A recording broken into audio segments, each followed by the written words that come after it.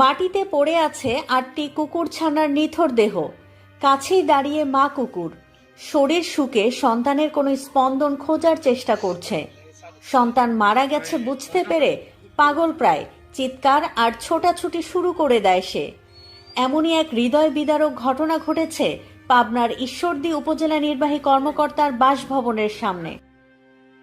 এই 8টি কুকুরছানাকে বস্তায় ভরে পুকুরে ফেলে হত্যার অভিযোগ উঠেছে ঈশ্বরদী উপজেলা পল্লী উন্নয়ন ও সমবায় বিভাগের ক্ষুদ্র কৃষক উন্নয়ন ফাউন্ডেশন কর্মকর্তা হাসানুর রহমান নয়নের স্ত্রীর বিরুদ্ধে।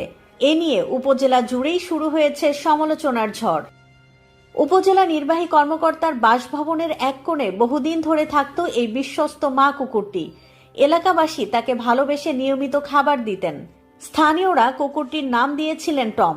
1 সপ্তাহ আগে টম জন্ম দেয় 8টি ফুটফুটে বাচ্চা। সবকিছু স্বাভাবিকভাবেই চলছিল, কিন্তু